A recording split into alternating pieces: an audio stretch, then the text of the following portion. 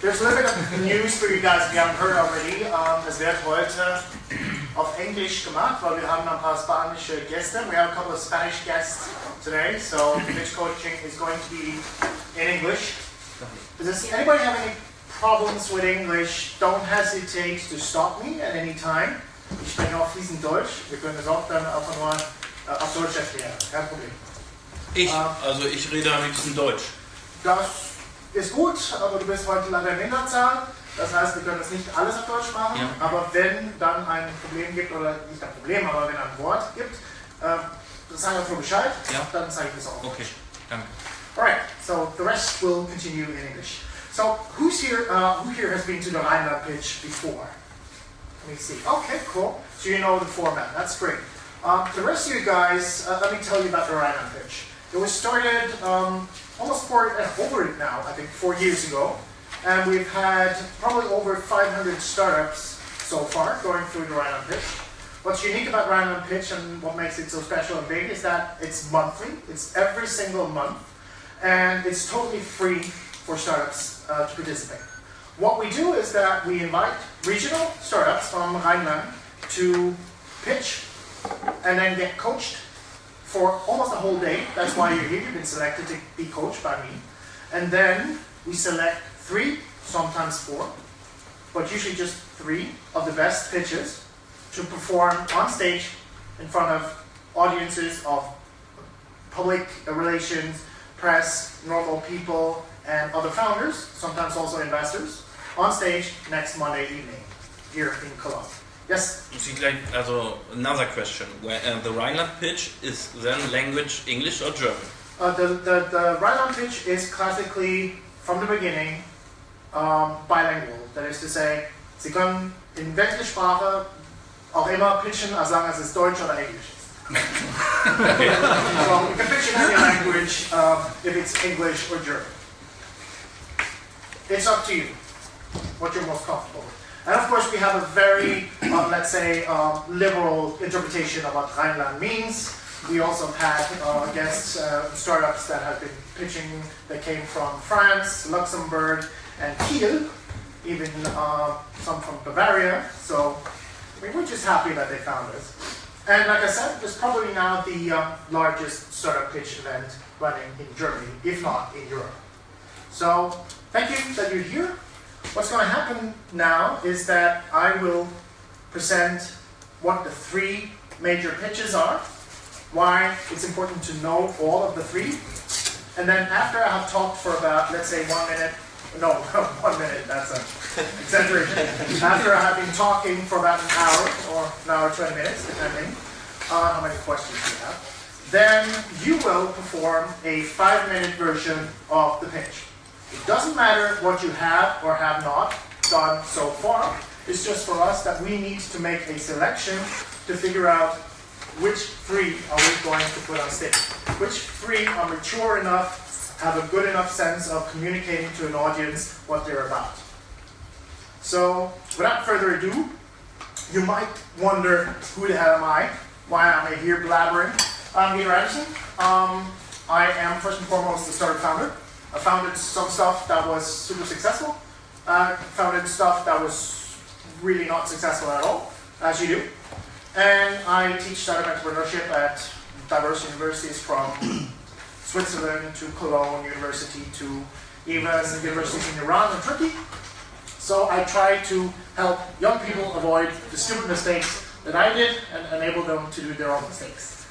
And because of all this, the startup experience and a previous past working with some of the largest companies in the world, for 4 years now I have a company called Andersen and Associates. We help some of the largest companies in the world like Philip Morris International, Telefonica, Telecom and so on, find new business models today before it's too late tomorrow.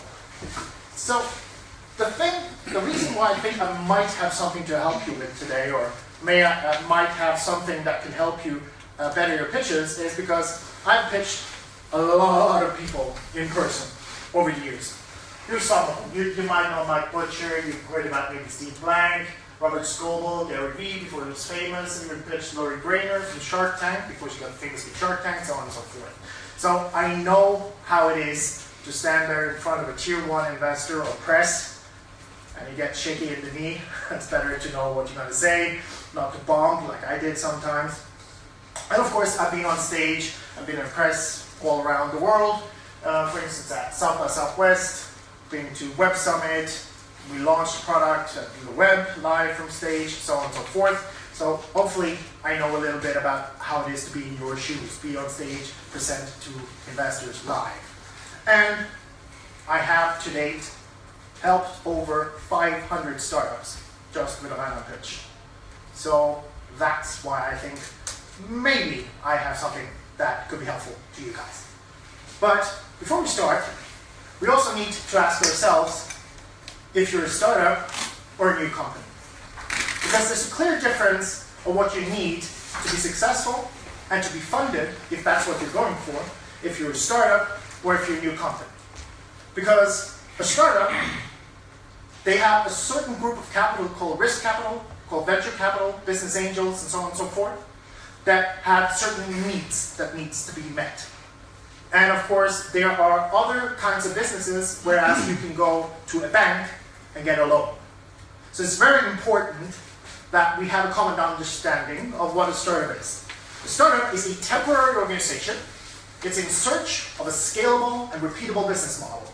And it's operating in an environment of total, almost extreme uncertainty. What we're doing today is not what we did yesterday, and certainly not what we did 2 weeks ago, and maybe we have absolutely no clue what we're going to do next week. On a company, on the other hand, is a permanent kind of organization which is designed to execute a found, or that is to say, a proven, repeatable, and scalable business model. And it has a quite a predictable, stable environment. What we did yesterday is what we're doing today. It's probably also the next 2 weeks going to be the thing that we're going to do. You can think about this as an agency, a service provider, someone shipping products that have been in the market for a long time, a bakery, a kiosk, someone selling their hours. It's also hard to see how it's going to scale exponentially. So the reason I'm saying this is not to say that there is a qualitative difference between the two. It's just I'm saying it now because what I'm going to tell you about right now is only useful for startups. It's not really useful for a new business because this is just for startups. And if you're a new company that's just executing or trying to execute, maybe with a twist, an existing type of business model, then you need to go and write a business plan. You probably heard that business plans are over. Woohoo! No, it's not. Not if you're an existing business trying to do something that's been done 100,000 times before. So if you're trying to execute known business models, then maybe you need to write a business plan. So you better ask yourself, are you a startup or a company? I love both, no problem. I mean, they're both great. It's just that what I'm going to tell you is what you give to the investor, it's what you present to a business angel or a VC. So, another thing we need to get straight is this attitude problem. Because investors do not exist to give us founders a permission to start anything. You know, we have these TV shows like Shark Tank and Höhle der Löwen and so on and so forth. It perpetuates this idea that there's some phony authority figure that you need to suck up to, and they need to give you permission to start something. This is not how it works. Investors do not exist to make gold out of your crap idea. If your idea is shit, they can't do anything about it. If you have a horrible team that is not up to the task of performing what you need to be done, they cannot help you with that either. So you need to have a fantastic team with an awesome idea. No investor in the world can help you get that. And also, a lot of people have a very wrong understanding of the market situation today. Because this is actually how reality looks like today. Anybody knows Dilbert? So the Dilbert cartoon is one of the most syndicated cartoons in the world. And here we have this guy in the office saying, I have a great idea for a startup company. Hello, dear colleague, I have a great idea. All I need is a seed investor and an engineer to do all the work. That's basically, okay. And here's the reality. This woman, his colleague, has it perfectly nailed down. I believe the economic term for what you have is nothing. If you don't have a team and you have a half-assed idea, you have nothing. Forget getting funded, for any sort of valuation that you can live with. Impossible. And if you find an investor ready to fund that, maybe that's an idiot, okay? This is the situation today. Of course, on the other hand, the money is flowing everywhere. It has not been easier ever to get funded. But it has also never been cheaper and easier to get some proof about if your business model or your value proposition or your product or your idea could work. So if you haven't taken the time to do something to prove that the business could be interesting, that this is actually something that people respond to, well, I think you're out of luck. Because an investment is always the next logical step after first having done some interesting stuff on your own. There's a complete wrong image in some people's head out there that you go with nothing and you find an investor and that investor will somehow magically make it happen. Never happen, will never happen. Because investors, like I said, are a dime a dozen. Never been easier to get money in this world than today. We need to flip that thing in our head that says that investors are so important. We're the people who are important. Founders with great ideas, we're the prize. Fantastic teams with fantastic ideas, those are rare. Money is laying on the streets. Streets are paved with it. Super easy to get, but it doesn't mean that it's going to be successful. Only amazing teams with fantastic ideas will be successful. So, everybody, please stop sucking up to investors. They're just glorified money bags, and some of them can help you, but they cannot help you if you haven't done the homework yourself first. Now, there's another thing I need to confess. Startup competitions are success theater bullshit. And why am I saying this? We're here at a startup competition. Well, the most important thing is that you need to know that startup competition is not a prize. It's nothing you win. What is the first and foremost prize in a startup?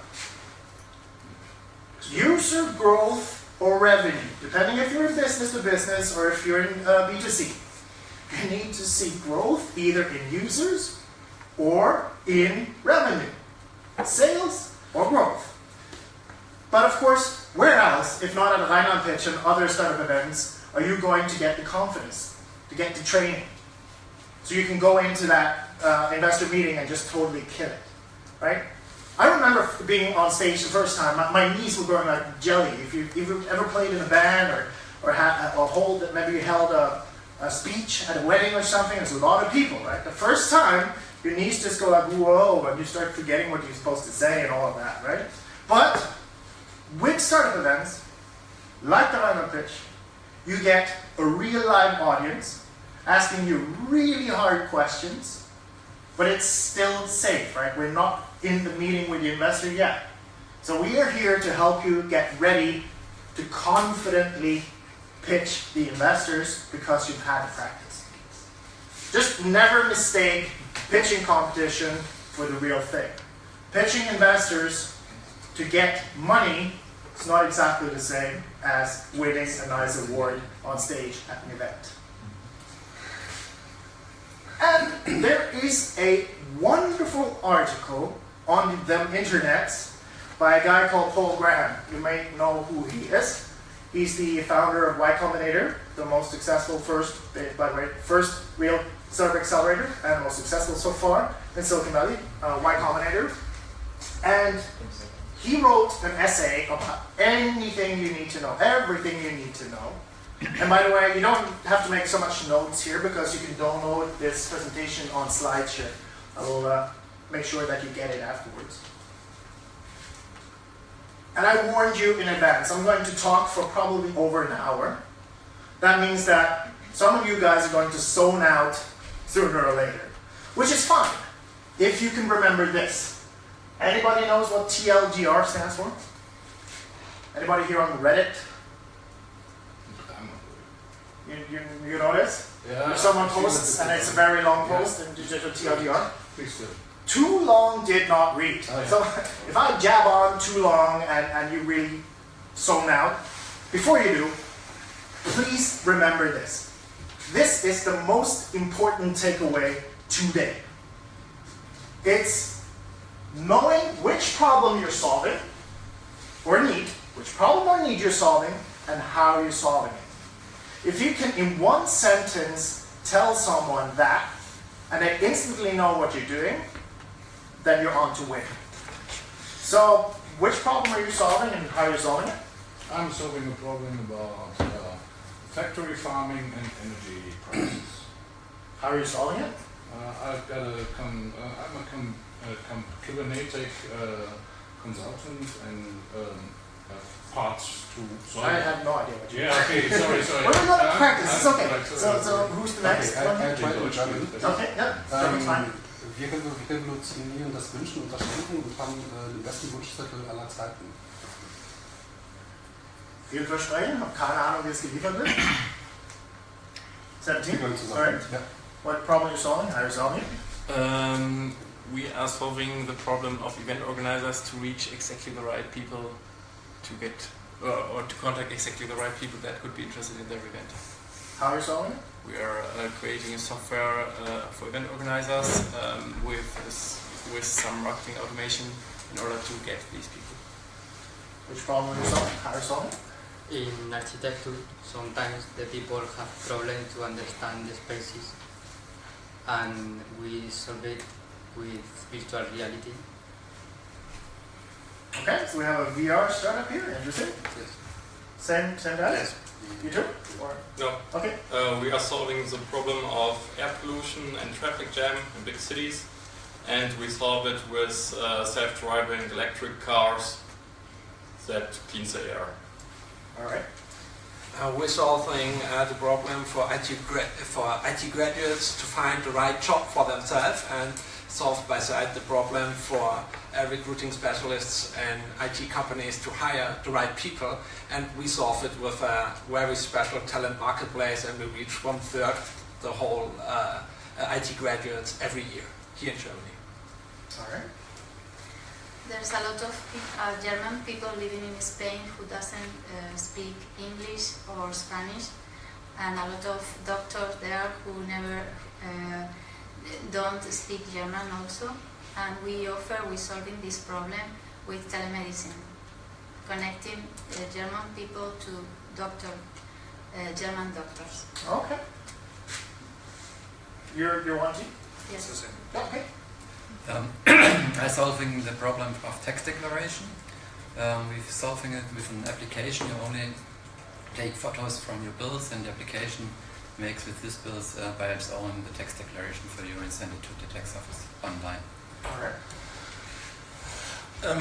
I make good products with moringa and heal the world with the seeds of moringa. The seeds of moringa clean water, and I give the people here good food and the opportunity to heal the world in Africa and India. All right. I am solving multilingual communication problems by offering translation and interpreting services. I'm helping property owners discover and connect with buyers and tenants by themselves without the assistance of agents. High qualified lead generation in the real estate market for Spain. All right. Okay. So sorry for heckling you because you were first. It's always the hardest. But I have sort of an idea of what everybody's doing. But I think we can all get much better, because the one thing that we mostly do wrong is that we think that we're talking to an audience that already know the domain that we're in, which is something we'll get back to. So now we've actually talked. I guess those guys in the corner. You're not a startup. You're all right. Cool. So. What we now talked about is, of course, which problem are you solving, how we're solving it, blah, blah, blah, blah, blah. And it's really important that you guys know what the investors are hearing when we're talking. So let's do a reality check here. What are investors actually hearing? Because we're going to pitch a whole lot more later. Like problem, need, solution is awesome, market size, fantastic, go to market, just blah, blah, blah, blue ocean, whatever. Team is awesome, competition never happened, financials, blah, blah, blah, blah, blah, blah. A whole lot of things. Whatever we say in all of that, what the investors are going to be hearing for, either conscientiously or subconsciously, as pattern recognition is there money to be made here? Are these the right people who will make me money? And how much exactly can we make with these people? And also, a VC, and I think it's good to take a moment to just do a show of hands here. Anybody know the difference between a VC, that is a venture capitalist, and a business angel? It's a major difference. Business angel invests his own money, and the VC is a firm, and the VC manager invests not his own money, but he is a manager for a firm. Absolutely correct. The VC is a professional fund manager, funds manager, and the business angel is investing their own money. So one consequence of that is the business angel usually can only afford much smaller checks, because once they lose their money, they feel it a little bit harder than the person who is just operating a fund on behalf of someone else's money. That is to say, in the VC case, they will also sleep just as tight if you go to hell in a handbasket, because you're just a number in their portfolio. Whatever else they tell you, they are not your friends. You are one person or one startup in a portfolio or cohort maybe of 10 to 30. And their hypothesis is usually that one of you guys need to make it, the rest can go to hell and I don't care. So that's the, sort of putting it bluntly, the difference between a VC and an angel. So a VC can and will only invest if and only if the team is right for the task. And with that I mean it has to be the right combination with enough overlap or little overlap, so you don't have a situation where, let's say I want to build a new rocket to compete with SpaceX, and it's a fantastic new rocket engine, and it's going to be built, this whole startup, by 3 MBAs from Harvard. No, it's not. So you need to have the team that is going to also be there to generate the IP over time. The people who are ready to respond to the market needs, respond to the people actually hating the first version of your product, trying to get it right. The total market size also needs to be big enough. And we're talking here not hundreds of millions, we're talking billions. Because a VC also needs to see at least the potential for 10 times return on the money that they give you. An angel, because they're doing less money, they're writing less, more checks, maybe sometimes they're happier with, let's say, 3, 4, 5 times. But a VC usually has an operating guide, they have a thesis, and it says, I need to see a total market of whatever.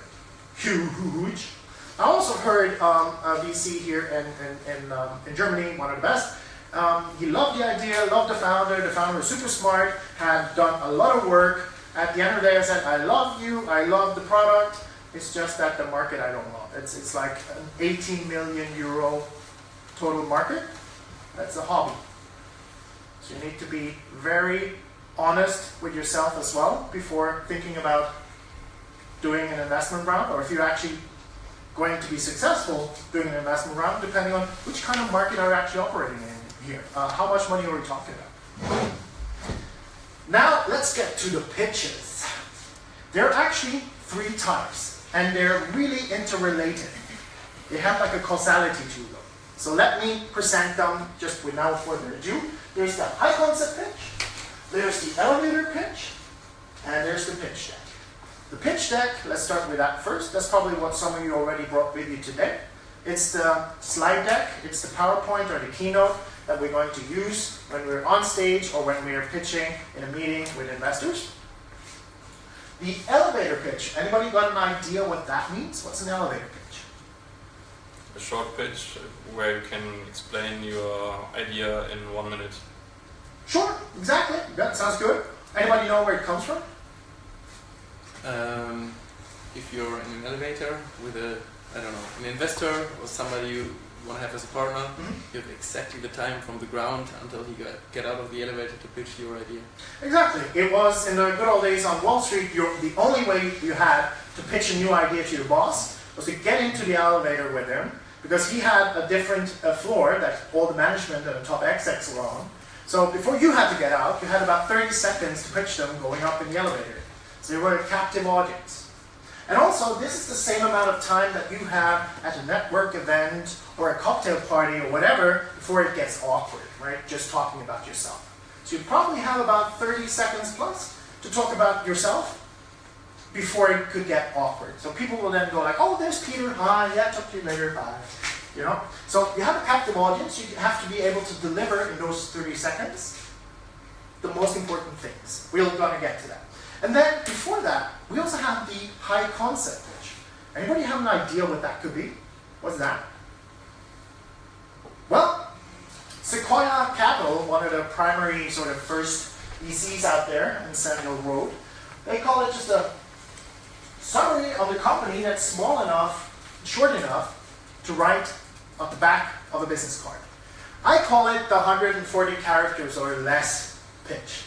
It's the super short, the thing that we actually practice right now. You know, which problem are we solving? How are we solving it? It could also be the classic American style pitch. We're the X for Y. We're the Airbnb for Tinder. We're the Facebook for puppies. You know, that classic X for Y. But whatever you do, it's important that you understand that, for instance, if you want to do the X for Y, usually when you say we're the Airbnb for something else, you're also implying that you're using their business model. This is not a device just to make something trendy or catchy. You have to be very smart about which comparison you're making. And usually, it's also about having two known concepts that you compare to each other. So like a third idea will be built in the mind of the audience. Not like you have one known and then you introduce an unknown, and then of course the third is still going to be unknown. Now, what is so important with the short concept or the high concept pitch, the short pitch, that a lot of people forget, is that it makes it incredibly easy for me to share about you, talking to people about what you do. The number one resource we have as a startup, which nobody tells you about, is fans. We need people who are die-hard fans. It's the early adopters that we talk and talk and talk about us, share and share and share about what we're doing, because they believe in us, they believe in what we do. They believe and think it's important.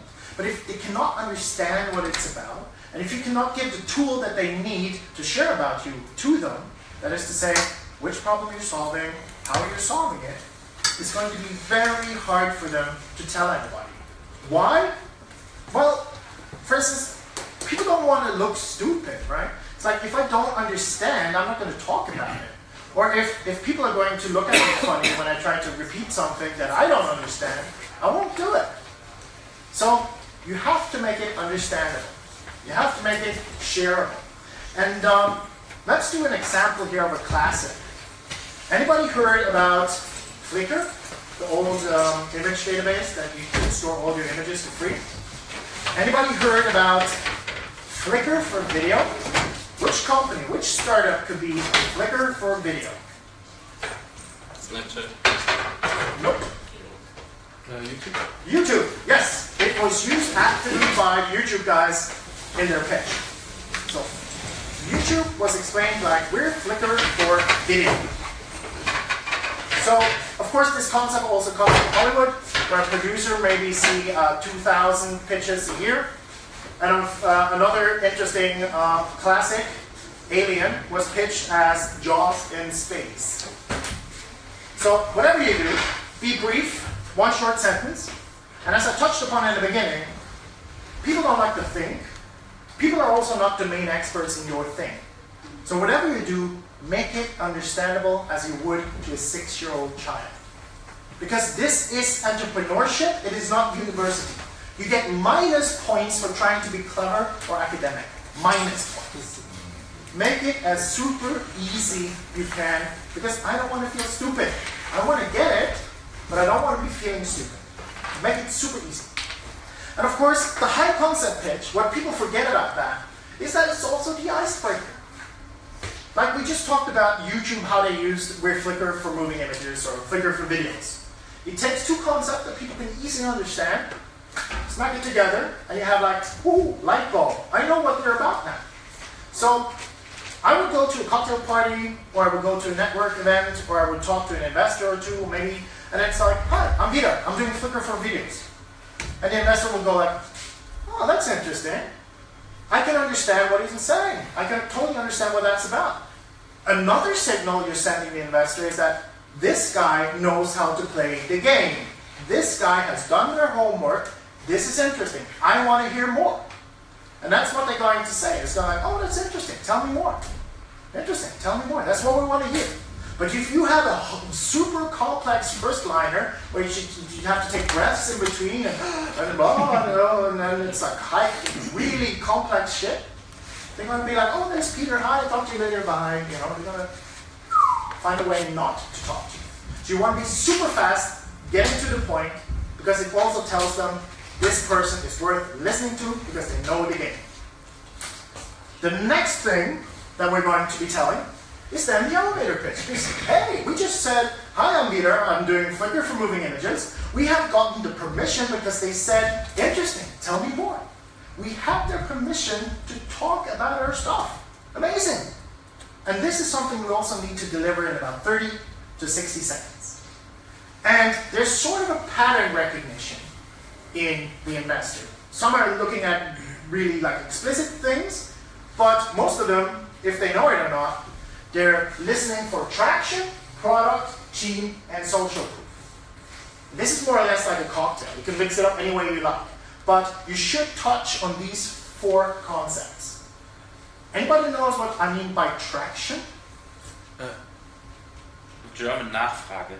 Yeah, demand is one way. I don't know how you would quantify that other than, let's say it's momentum in German. Traction? Yeah. Who wants to give a definition of traction? What could that be? Okay, nobody. I'll do. Facts and figures. It's user growth, revenue growth, sales, anything you can quantify.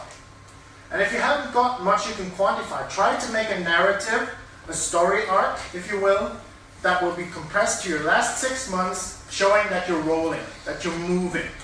And you want to have a curve, ideally, from bottom left going high up to the right, like a hockey stick.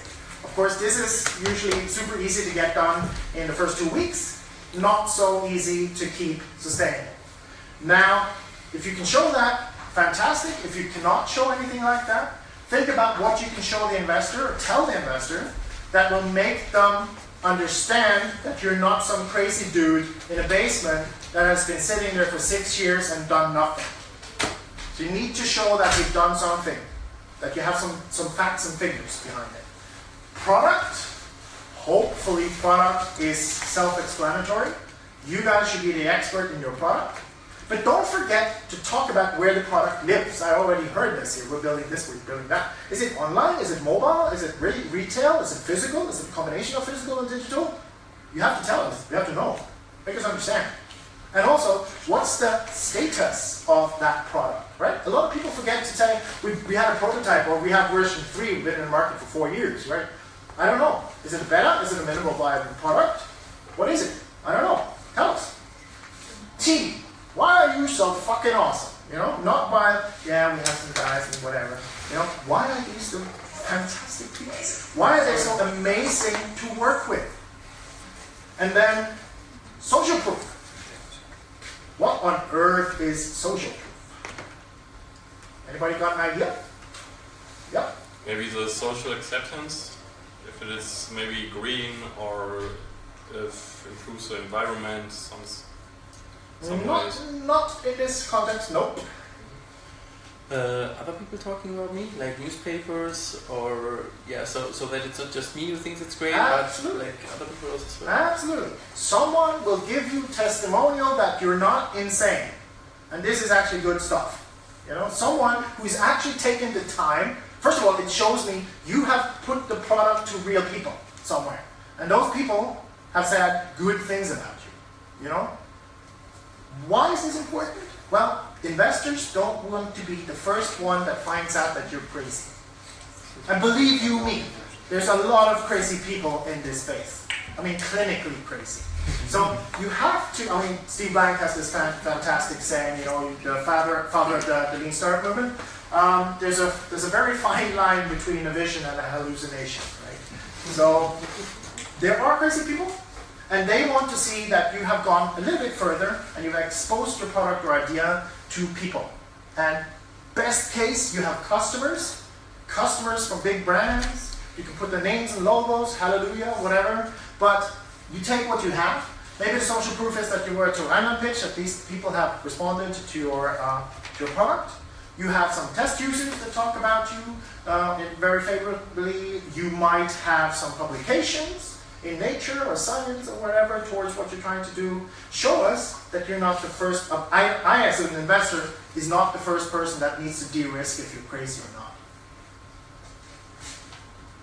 There's more information in this pitch deck. You can find it online after this course.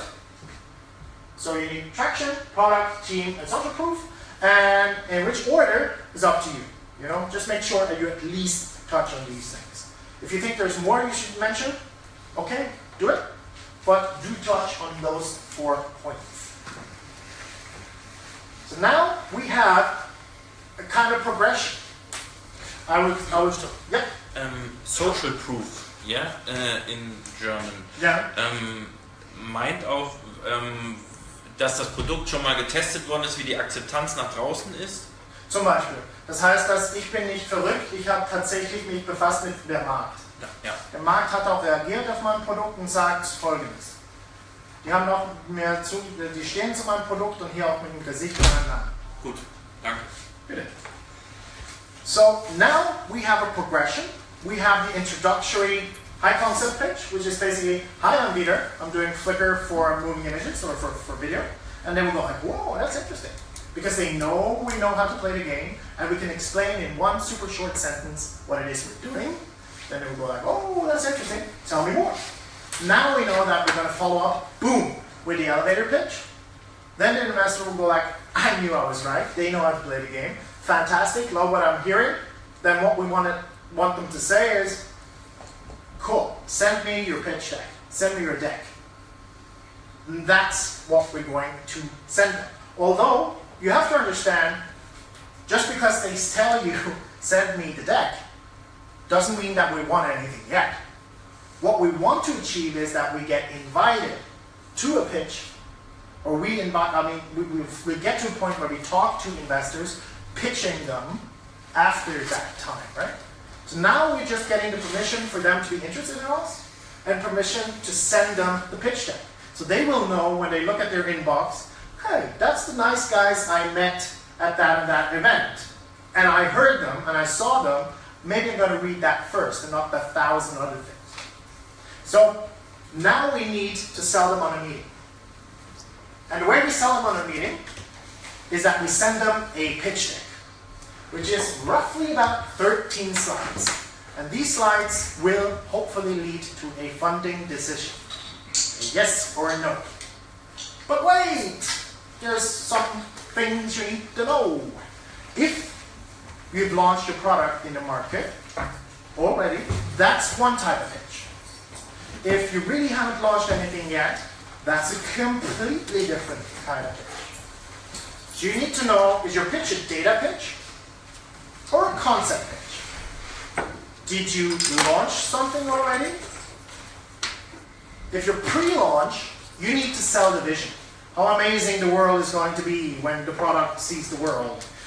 Post-launch, if you're past the point of actually launching something into the marketplace, you need to be prepared to pull down your pants. You have to show all the facts and figures. And this is, of course, a paradox. Because sometimes, the day after you launched, you have no metrics. So there is actually sometimes this saying that it's easier to raise money before you launch. But your mileage might vary. Now, first and foremost, the pitch deck is absolutely not a business plan. All right? Do never, ever, ever send a business plan to a startup investor.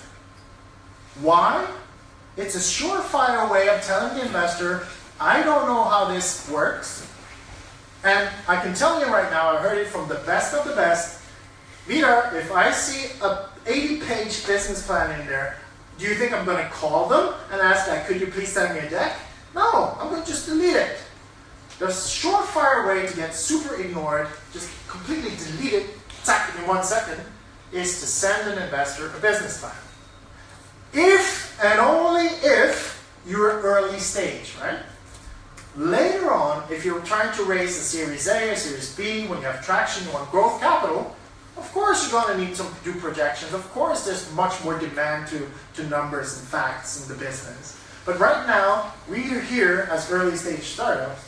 I'm talking about seed and pre-seed rounds right now. So there's absolutely no expectations in the world of a good seed investor that you're going to do a business plan. Conversely, that means that if the business angel or the investor says, send me a business plan, first thing you do is ask him exactly, or her, exactly what do you mean. Sometimes they just mean send a pitch deck, because they have this old habit. You know, business plan is whatever. If they say, send me a classic business plan, and they really mean the 40 to 80 pages thing,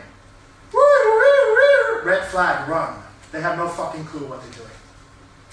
That is a red flag.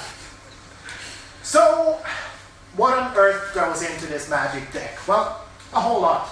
Cover, mission, summary, team, problem, solution, tech, marketing, sales, competition, milestones, conclusion, blah, blah, blah, blah, blah, blah. But what does that mean? Well, first of all, let me say that this is not pulled out of my ass. This is something that an investor in Silicon Valley back in 2005 came up with because he was tired, sick and tired of getting business plans. He knew that each business plan for an early stage startup is just lies on lies and more bloody lies. Projections based on fantasy. So he thought, well, how can I get rid of all that? Because I'm lazy and I just want to get to the good parts as soon as possible. And he came up with these things as more or less the ideal, so he could easily scan through and get sort of a pattern recognition, is this interesting or not? And this has now dispersed, is now being used in more or less this form anywhere. So you can expect a good investor also in Germany to expect exactly the same thing. Now what does that mean? What do we need to put on a cover? Well, I just told you that investors basically are looking for excuses to exclude you because they have a lot of others who want their attention and their money. So anything that's really a negative to them, they will just skip it. So if you make your cover memorable, instead of, hey, I just used a PowerPoint or Keynote default template, you can imagine how that is going to stand out from the 10 others who just used a stupid template. So make it memorable. Make it stand out. Put your logo on there, put your tagline or your high concept pitch. It's like put YouTube logo on in this case, and it would say Flickr for moving images or Flickr for videos, something like that. Put your contact details in there, because the more easy it is to contact you, the more the probability that the investor actually will. And use 30-point fonts or higher. Why? There's two reasons. One is sad. What's the number one reason, the non-sad one? Well, you're supposed to be quick, and you're supposed to make me understand very quickly. So if you're going to put less of a font up here, if you have like less than 30 points, you're going to be tempted to write the Bible on each slide. So it's going to actually restrain you from putting too much text. The sad version is that even today, most investors are old men. Old men doesn't see very well. So if you're presenting in a boardroom setting, they're not going to be able to read the text. All right. We need more female investors, and it's happening, but for now, it's a sad fact. Most of them are still men. Old men. Now, mission. What does that mean? It's what you are striving to achieve the why and the how behind your company. Your raison d'être. Why the hell is this so important? What is it that you need to achieve? It's not like something you already achieved, because that wouldn't be a mission, right? It's what you're striving to achieve. World peace, end malaria, make every puppy happy. Summary, the next slide. Someone probably also heard about executive summary, so on and so forth. And of course, above all, this is shit you have done, actually done. And hopefully also in sort of the 6 last months. Not what we're going to be doing, because everybody can write a nice story, but up to this point, we're trying to get the investor on board on where we have been so far. From the summary point onwards, we're trying to explain to the investor where we think it could be interesting to go together. So the summary, we can also be super duper lazy, or as I like to say, efficient. Just use your elevator pitch.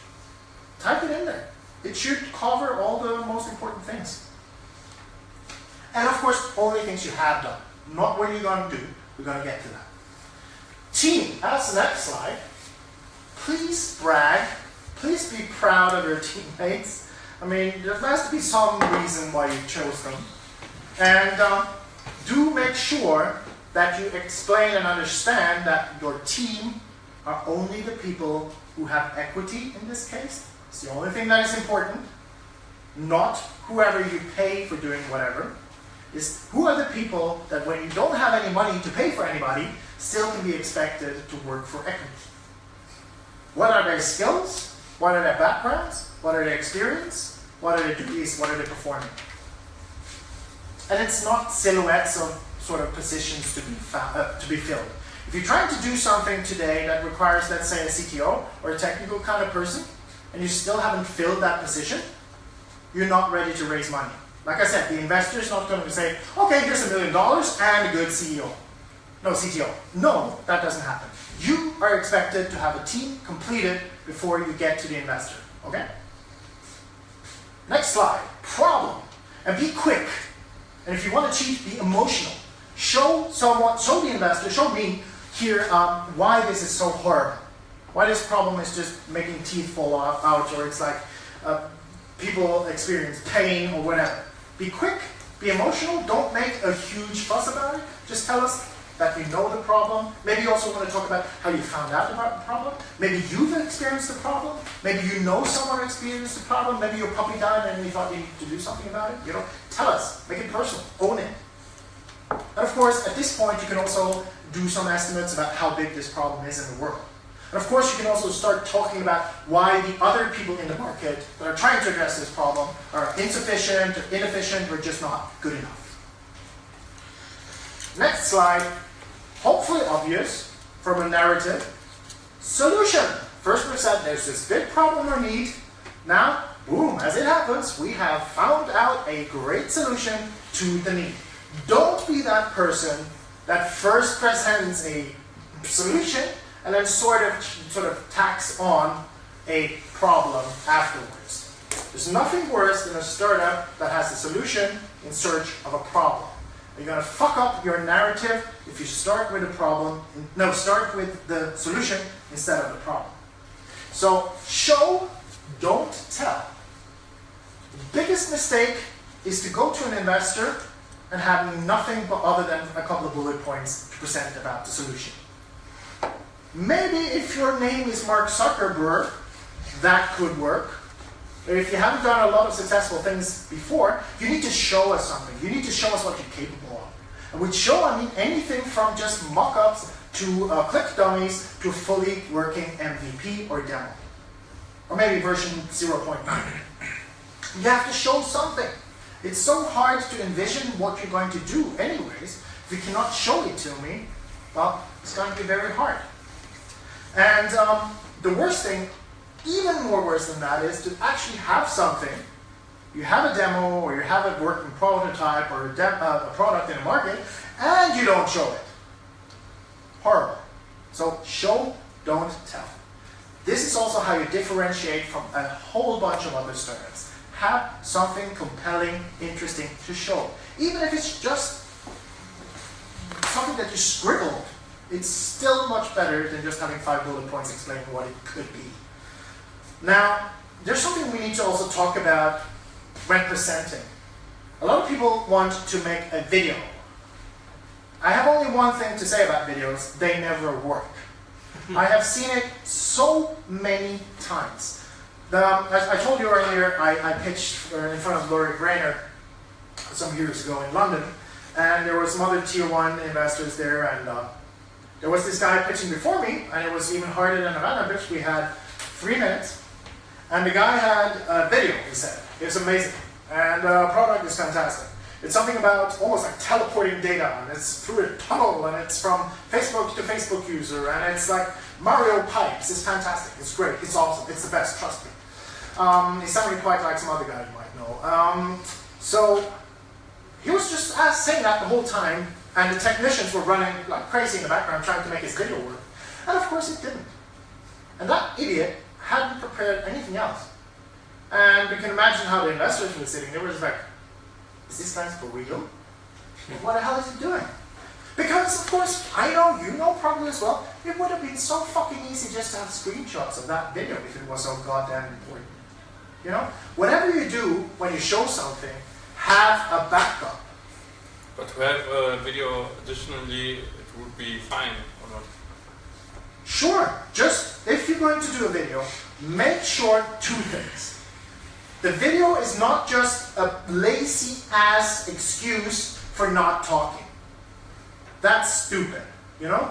If you have a product that really needs to be explained, like we had at Rheinland several times, there's this complexity that you can really super explain in a video, because the product is too big to fit in this room or bring in here with a large crane, then maybe you can do it with a video. But just making an explainer video so you don't have to talk, that's not going to cut it.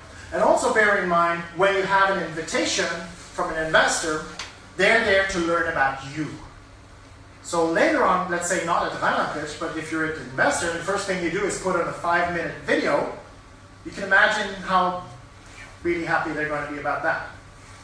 But for investors who need a pitch deck, you can send them also a video. It would be better than only the pitch deck. Of course, put a YouTube link in there, you know? Sure. But when you're presenting live, and this is what I'm talking about right now. Presenting live, you have to have backups. So usually it's like, maybe I have a live demo, it's on the internet somewhere. Well, great, I don't have internet coverage here because I'm in a Faraday's cage, or usually there's no public Wi-Fi, or my roaming doesn't work, whatever. So when the internet doesn't work, well, some developers maybe have their own dev version on their environment on the laptop. Well, fine, they just checked out the wrong version on GitHub and it crashes, so it doesn't work. You step by that, and then you go to the video, and then the video doesn't work. But what always works is the keyframes you have made out of the video or your live demo that has the same soundtrack, because you're talking the same soundtrack if it is the live demo, the video, the development edition, or if you're just clicking through the screenshots. Screenshots will always work. So don't look like an idiot. Have screenshots. You can just skip them, you know? I could use that tick tick, and I've skipped them if the previous versions worked. You just have it as the last resort, click, click, click, click, until you have the screenshots.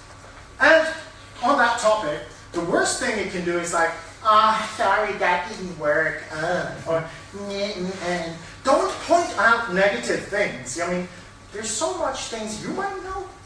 Nobody in that room knows what you want to present. You're an ass and an idiot if you bring yourself down. You can imagine some of these hardcore individuals as professional investors are there, and they're going to think about what about you? If it's like you have this tendency to always piss on yourself, it's like talk yourself up. Don't talk yourself down. There's no point in talking yourself down. So, show, don't tell. And God help you if you have nothing to show. Now, the next slide, technology. That's the hard facts about what's under the hood. What's in here. Do you have some special sauce? Are you creating some special IP? Have you licensed some stuff? Is it patentable? Is it protectable in any way and form? What's your competitive advantages? Are you using a technology stack that's so exotic that it's ludicrous to be developing it yourself when you can use open source? Do you have hidden costs? It's like the Neo4j license enterprise thing in there, so when you scale, it's going to go like woohoo with the costs. I mean, make us understand what's under the hood. Make us understand your tech stack. Make us understand what the value is, the IP, the intellectual property is that you're building. Next slide. Marketing. Quantifiable, real shit, not bullshit projections. If you've been in the market for a couple of years and you have data about your own business, by all means make projections. But I'm speaking early stage here. And I have yet to see any early stage startup that has any relevant data that they can base their marketing projections on. So, also it needs to be said, if you have already launched, you need to be able to pull down your pants and show all the metrics. It's expected that you can show sales, you can show activation rates, engagement rates, growth rates, CAC versus CLTV, which is customer acquisition cost versus customer lifetime value. We're going to get to those things, all sort of Greek right now, but don't worry, we're going to talk about it. Now, if you haven't launched, show us at least, and use a business model canvas if you want, show me at least how you are intending to acquire your customers. Don't talk about any money or any sort of cost if you don't have the data out of your own business. Because just because Microsoft did that or Facebook did that back in 1840, the world has changed. You have a different value proposition. It's a different market. It's a different customer segment. Even the marketing channels have changed since yesterday. They're constantly changing. So it doesn't have to be more fancy than this. This is a real slide from Mint.com. They got successfully acquired by, I think it was Intuit, for about 40 million. And this was their idea to show to investors. This is how we believe we're going to be acquiring customers when we launch. This is later when we're growing. And to grow, we're going to do this. And when we reach maturity, we may be able to pay for more of these things. And the Pokemon was also on it. So there you go. Is there not too much information for one slide? Depends on your business. This was the honest opinion about how they had been thinking about doing it. That's just fine. I have scaled it down because I put the text on here at the bottom. So it's about 30 or more points the size of the font. It's just fine. I mean, this is detail. Maybe your business plan on taking it to market or doing marketing and targeting is easier or less movable parts. Fine. The whole point is not to emulate what's on this. The whole point is to be honest with yourself and your investor what you've planned and what your reasoning for that is. Sales. It's also about actual sales, not about biz dev this and biz dev that and we're going to be break even in year 3. Nobody's going to believe that bullshit. Nobody. Because no business plan ever survives first contact with the customer. It's just going to fall apart. So for sales, if you don't have it, you may want to make me understand by using a business model canvas. If you don't know what a business model canvas is, we're going to talk about that too. But it's one slide, it's one page that will show me how you think the money and the value is going to be generated and what you need to generate that value and what the cost structure of that is. Now, if you do have sales, please do shine. I mean, there's nothing more awesome than showing a customer happy face, smiling, and telling you the biggest, coolest stuff since sliced bread, and they have a great name brand on there, whatever. You know, make them talk for you and show all the good metrics if you have them. And I think we need to take a little bit of time now to talk about some of the terms I've been using. So this is a little excursion beside these slides. Because I talked about, for instance, CAC versus LTV. This is basically a ratio. It's a ratio that goes towards seeing how profitable or not is the acquisition of customers. That is to say, or users. So if I give out $1 or €1, how much money do I get back in the time that the customer is a customer with me? So that, of course, has a difference if you're in B2C, if you're, for instance, selling something one time, or if you have a sort of recurring revenue with a SaaS, software as a service, B2B, where they happily pay every month. So that is a factor. The most important takeaway here is that your guideline, your baseline, should be somewhere between, somewhere near 1, 2, 3. That is to say, if I have $1 and I get back $1 from my customers, when I acquire a customer for $1, I get $1 for that customer. What's so bad about that? Anybody? Yeah, you don't get anything. You're going into minus because you have operating costs, you have taxes, and God knows what. So it's a losing proposition. 1 to 2. Why is that not so cool? Why is that not great? Well, basically you're just exchanging money. So if you want to be a non-profit, fine. If you have no cost, fine. But it's theoretically at least possible to think about having profits and getting to a profitable space from about the point of $1 gets $3. Of course, you want to make it even more if you can. Of course, obviously, the better the ratio, the more awesome the business. But there's a whole bunch of factors, and you can read it up in the presentation that I will give to you guys afterwards, where you can see which factors can I use to drive down the cost of acquisition and drive up the lifetime value. Growth rate.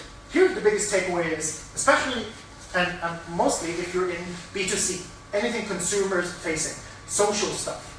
If you're in the B2C space, your #1 metric is growth of users. #1. And it's not like growth month over month, it's week over week. And this guy I mentioned earlier, Paul Graham, the founder of Y Combinator, he says startup equals growth. It's only about growth. That is to say, you also need to show for yourself and the investor, especially for the investor here, that you can achieve a 7% week over week growth or better. That's when we're getting to the exponential stage. Linear growth in the consumer space, not very interesting for investors. So 7% or better week over week. And here's how you can calculate it. Now, the bad news is that growth is not enough in that you just get users. You also need to keep them engaged. And there's another metric called the engagement rate, where, for instance, Fred Wilson of Human Square Ventures has been doing some thinking. And a while back, he had a look at their portfolio of successful performing companies, and he came up with the sort of benchmark of 30, 10, 1. That is to say, 30% of all the registered users comes back and use the app monthly. 10% of the users use it daily, and at any given time you look in the database, 1% is active at any given time. And this is sort of the benchmark where 30, 10, 1 or better is a good performing app, well-performing app, successful. Now, more bad news. If you don't know what cohorts are and cohort analysis, you need to desperately update yourself and figure out how to do it. Needless to say, this is a little bit more complicated. That's why I'm going to not talk about it too much, because there's videos about it in here that really explains it. Anybody done some PhD work, scientific work, they will be familiar with cohorts. It's basically a way of measuring data that will prevent you from flying blind. Just reading your analytics in a month or let's say on a yearly basis, you're going to be actually looking at tea leaves. If you're not doing cohort analysis, you're doing the equivalent of getting fooled by random data. So just go to cohortanalysis.com and there's a web page there that will explain why this is so important and how you do it. And the good news is Google has it for free. It's just that you need to know what it is and how to use it. Good news, if you're in SaaS, there's a whole bunch of stuff you can actually serve yourself from. There's a lot of thinking going on by Christoph Jans, a German founder and investor, David Skok, an American, fabulous thinking so you don't have to. I mean, they've figured out some stuff that works, something that doesn't. They have like free dashboards, metrics explained, all sorts of things. So SaaS, a little bit more mature as a business model, more knowns in that business model so far. Now, I also talked about you need to define your market size, and it should be big, especially the total available market. This is usually how you can explain an existing market. You have the whole piece of the pie, which is the total available market.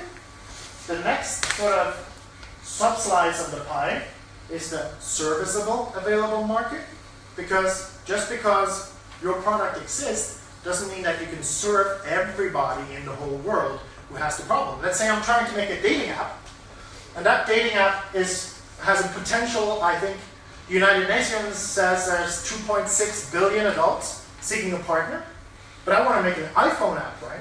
So the serviceable version of that would probably be much less, because there's only so many iPhones sold, and there's only so many percentages of people that has the need who has the iPhone. So the serviceable available market is smaller. And then there's the SOM, that is the serviceable attainable market, or as I like to say, it's the target market. It's your ambition. Where do you want to be in this market in 2 to 3 years' time? This image serves me as an investor to understand two important things. Number one, is the total available market, is it sensible? Does it make any sense? Have you pulled it out of your ass, or is it actually a reasonable fact? That's one sort of thing. The other one is it big enough? And then here, your target, how much you want to achieve, is that, first and foremost, realistic? Second of all, is it ambitious enough? Do you have teeth? Do you want this? So, in a combination here, they know you cannot grow into the total available market day one, but the assumption here is that from here, you have the potential over time to grow towards the total available market. Why? Technology disperses, that is to say, technology enables more and more people to consume your digital products, for instance. And how do we find these market data? Please don't make it up. That's like the surefire way to get thrown out politely of a meeting. Do use some sort of foundation that you can rely on, like UN, government statistic agencies. If you must, use Boston Consulting Group, McKinsey numbers, whatever. I mean, something in the bottom here, it's a foundation that you can work on, and maybe you can make assumptions based on that, but always on something that is not from yourself. So you can point to real facts and figures. The business model canvas, you can also find more information about how to use it. Basically, it's 9 boxes. It says which value propositions, that is to say, what am I promising to which customers, which are the customer segments, over which channels, online retail or a combination of online and mobile retail, how am I going to keep growing the customers, how am I going to get money from the customers, which revenue streams, and that is basically the value generating and delivery side. And the other side is how are we going to produce that value, and cost structure. What that enables you as a team is, of course, to have an honest conversation about how the founders have thought that this would work or not. And of course, it will show the investor that you have done some serious thinking about how it could work or not. Okay, so let's get back to the regular slides, because there's even more in the 13 magic slides. Boom. Competition. This is something I see getting neglected way too much, especially in Germany.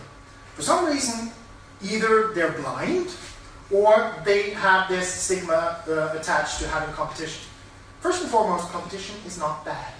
Competition is good. That means that someone has actually found a problem and they're addressing something that people want to pay for. Fine, you don't have to figure it out yourself, it's there. Now, of course, if you say, we are building a better search engine than Google, you better have some big guns to sort of bring to the table. You better have some damn super fine engineers with algorithms from space. But we usually also forget that there's more than direct competition, right? There's more than secondary competition. There's stuff like laws and human behavior who can be our competitors. So, there's something to be said about what, for instance, a startup like PayPal had to do. I mean, in one, you could argue that the largest competitor for PayPal was the American law, because it needed to be updated to make it legal. Because, I mean, it was so newfangled internet-y thing that the law hadn't really been updated for it. So maybe they needed to use the 301st million just to update the law, because it was a competitor. So another thing to how to think about competitors is, what I like to say is, whatever stands between your wallet and my wallet. Anything that creates friction or taking the money instead of me, that is something that is my competitor. And it could be also substitutes, right? They just don't know about you and how awesome your product is, so they're using something else, maybe inefficient, but it's not a direct competitor, and you forget to count it as a competitor. And of course, when you're presenting, you need to show me as an investor, you have an idea where you are in the landscape, where you are in the market compared to others. But for God's sakes, don't start talking shit about your competitor. Makes you look like just a complainer. And of course, why do I need to know about the other guys? I need to know about you. I need to know about why you're so awesome, what you do differently. Don't also use it to talk about all the fancy things the other guys are doing. Just tell me how you're better and different. That's all you need to do. And of course, there are some ways to present yourself in the market. If you're in an existing market, this is the classic.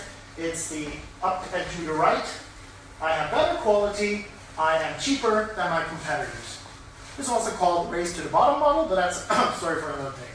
So you can also make a variety of this, where you have we're discounted and we're high quality. But basically, it's the up and to the right. That means that you have an existing market. It's a super defined market. There's a lot of players in it. Here am I. You usually have to be there. If we have an existing market that we have identified, and we have some hunches, or we have some ideas about how we can be different in that market, that's what we call a resegmented market. I think it was JetBlue, or was it? Never mind. Let's say it was JetBlue, who reinvented the cheap airline. Basically, their idea was that all cheap airlines suck. Let's make it awesome, but still keep the price. Make fantastic service, and still keep the price. Super cheap, super awesome. This is a way how you can portray the market and how you're different. You have all the good stuff, and some of the other ones have only sort of part of the good stuff. Cloned market, well, that's also an interesting business model, right? You see something working somewhere else. There's some very famous Germans, like the Sambas behind Rocket Internet. They have been very efficient in the past, at least, to see business opportunities elsewhere, port it to an environment that it has not yet been done successfully. And of course, you can do that. You have to know in advance, of course, is it legal? So porting a business model from one country to another, you need to know, is it legal in that state? You also need to know, is it culturally a fit with what I'm selling to that kind of personality, with that kind of culture? And of course, does the unit economics add up? I mean, do I have to ship more stuff there? Is the tax level okay? I mean, what's the unit cost? Because it's cheap in Bolivia doesn't mean it's going to be cheap in Germany. You have to figure out. And where we all want to be is in unicorn territory, right? We want to have that $1 trillion mega unicorn evaluation at one point. And this is only possible, I would argue, or probably more credible, if you're creating a new market. And you can use a petal diagram for this. Basically what you do is you put your logo in the middle, and then you draw petals around it like it was a flower of the other existing markets, because creating a new market doesn't happen in a vacuum, right? You're going to steal from someone else. So you put the other markets like petals, and you can put the total available market in there on each of the markets that you think you're going to be capturing customers or users from. And of course you can put the logos of the players in that market. If you want to be clever and drive your evaluation up, you can also put the money they have raised or the evaluations that they have in those segments. So that's how you portray a new market. Milestones, next slide. When, what, and why. No projections whatsoever. And I've been saying this a lot, but I mean, there's other people who are much more famous and knowledgeable than me who will tell you exactly the same, and even with more swear words. This guy swears more than me. He's Dave McClure. He's a super famous Silicon Valley investor, one of the PayPal mafia guys. He was the CMO of PayPal. After the exit, he founded 500 startups, a very successful startup accelerator worldwide. And he says, "Dear every startup who sends me 3-year revenue projections, if you send me 12-month expense projections, then I might fucking believe you." Lies. See, the most important takeaway here is that tell me why you're going to use the money on what, and what can we expect from it. I mean, usually at this super early stage, you may have some questions that are still yet to be answered. Sometimes you need money to be able to check that. For instance, let's say marketing is still an open question, whereas I might have actually taken a couple of hundred or €1,000 to make some experiments to see which channel is actually performing better. And now we see that, let's say, YouTube marketing is performing much better than Facebook. Okay, maybe, dear investor, when we put 10,000 instead of 1,000 in, it scales. Let's test that. Or you have been running an MVP or a beta or a prototype, and you know from the data that if we have this, because you've talked to the customers, so you have the stories from the customers, and you've looked at the data to make sure it's correlating with what they're saying, that if we had this feature, we could drive more engagement. Okay, as I'm a programmer and the other guy is trying to sell this, I'm already doing these. We need another programmer? Okay, so we need another programmer that costs X. That's another thing we want to test, that if we have this version update, that will drive even more. So you see what I'm getting at? It's like, tell us how you're going to use the money, not what I'm going to get necessarily in year 3, break even, whatever. They're going to laugh at your face because it's bullshit. Show me your thinking. Show me your reasoning. Show me what you need my money for. And what are we going to learn with that money? What can I expect that we have de-risked out of this business after I have given you the money? And how soon and when can I get these learnings? Seriously, no fucking projections for early stage startups. It's bullshit. Now, we're almost done. And as I see some of you guys are already getting small eyes, there's a sticky air in here, it's a beautiful summer day outside. And you can imagine old people having listened to all of this when you've been talking. They're also going to be thinking about what they're going to have for lunch, who's coming next, and so on and so forth. So we need now to summarize all of the awesome things that we've been saying so far. Now there's 2 ways of doing this. We can be lazy, or as I like to say, efficient. We just make another version of the elevator pitch, and then it's like, okay, yeah, I can remember now, all right. Or maybe if you haven't launched yet and you really want to sell the vision, you can really repeat on how fantastic everything is going to be when this problem is solved and the world is going to be a better place, and unicorns are going to ride on rainbows, and so on and so forth. Last slide. The last slide is all about why the hell am I here? What am I asking for? And we Europeans are very good at that. Gimme, gimme, gimme. But what we're not so good at, which the Americans are much better, is telling me what I'm getting for that, right? You're giving me something. You're giving me an opportunity. You're selling me equity, right? You have to tell me what am I getting for this, right? You may not want to tell anybody on stage what your evaluation is. That's fine. That's aside the price that you're willing to sell at. But at least you need to make sure that the investors in the audience, or at least when you're pitching at a private meeting, that they know the minimum amount that you think you need to hit your milestones and create more value, more knowledge in your company, and de-risk more of your business model, and the maximum amount of equity that you're willing to sell. So let's say, I believe that with a minimum of 250,000 euros, we can, in the next 12 months, de-risk the following things during these experiments, creating some significant more value in this company, and we're ready to sell a maximum of 10%. And don't, I mean, the amounts are here fictitious, just variables, but whatever you do, don't sell more than 24% in the first round. And it should be much, much less. But can you imagine the reasons why selling more than 24% is a very bad idea? Because then the investor get a voice in your company. Exactly, give more, and you'll have someone who can vote against you on the board. You may not want to have that. You may want to have them hands off, or at least the ability. And you normally need 3 or 4 rounds. So if you give 25% in every round, and you have nothing.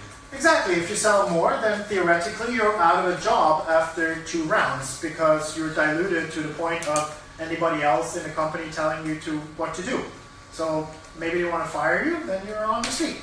So if you want to own the business, if you don't want to be told what to do by a boss, then whatever you do, don't sell more than 24% at the beginning, very first round. And this said, it's usually much less. Like with a startup accelerator program, like 500 startups or Y Combinator, it's usually, I mean, and that's like super good money, super smart money. It's like a badge of approval if you've been ever accepted there. But even they have 6-7%, and that's like super good money, super smart money. So think about how much you want to sell, and think about the minimum you need to hit your milestones and create more value, de-risk more of your business. Now that said, I have talked about slide this, slide that. Great, but we're not robots, you know, we're meat sacks. We're humans, even investors, although some people doubt it, but they're also human. That is to say, we are neurologically hardwired to remember and appreciate stories.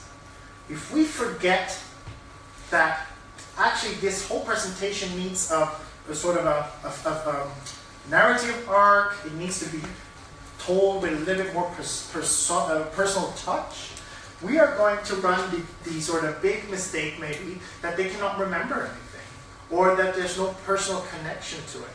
So, well, above all, you also need to tell a great story, not just reading off slides and reading bullet points.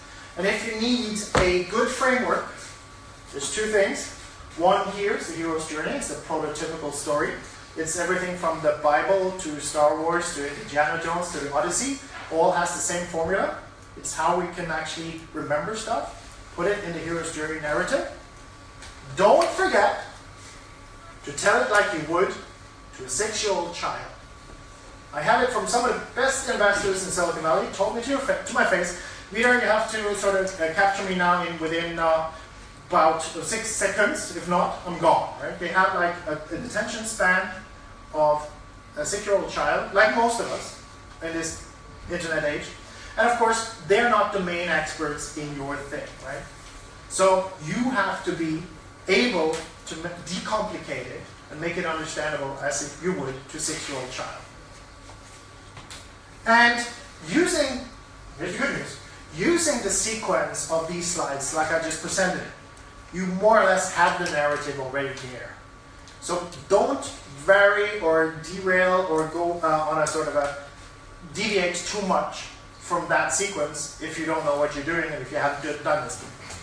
Because this sequence of a story basically tells the story that you had a mission and you have a team that's taking you there. Why? We have discovered this large problem and we have this fantastic product that has this amazing technology inside. We're going to market like this and this. We're selling exactly to these customers with these advantages over our competitors. And in particular, we're going to be working on these 3 milestones to add significantly more value to our company and blah, blah, blah, blah, blah, blah. I mean, it's already there if you use that sequence. So, thank you very much. That was all I had to be blabbering about. Any final questions? And then we're going to take a little break, and then it's up to you to pitch. Questions? Any last question? Is it sometimes reasonable to skip any of these slides, or they really should be always? if you're skipping some of these slides, there might be questions. So the question is, do you want people to have significant questions about your business? Now, this said, I'll take this moment also to add that you can have 1 trillion backup slides with this, right? And there's something to be said about having some. Because there's going to be questions, and you know there's going to be questions, like, how did you come to that conclusion about the market? What's your numbers? Yeah, we have this picture of a napkin where we sort of figured it all out. Or you have an Excel where you know how much money is going to go where. So there's going to be a need for some backups sooner or later. So don't forget that after the 13 slides, you can have 1,300 backup slides if you want, if you need it. But having less slides, I would think about which questions would be popping into the mind of the investor if it's missing. Yeah. What's the popular percentage for the second, the third round? Whatever you can squeeze out of the investor. Yeah, I mean, in the first case, in the third round, you said that no more than 6-7%. No. So first round, right? The first round. Sorry, I thought third. Yeah. So for the second, for the third one, you have some, estimation or some, popular percent? No, this is not a science. That's the easy answer. Yeah. This is not a science, but of course it's towards, the more it progresses, the more it's a consequence of how high the demand is to participate in the round. Right? How easy you can get cheap money flowing into the round. There's no sort of table anywhere where you can go like, well, you have this, then you're going to be there. This is not scientific at all. I mean, honestly, as to one founder to another, is as much money you can squeeze out of the investor for as little in equity as possible. Using any means possible to drive the price war between the investors. Sorry, I love you, investors. Drive an engine. Last question? All right, let's do a break. 10 minutes. Thank you for listening.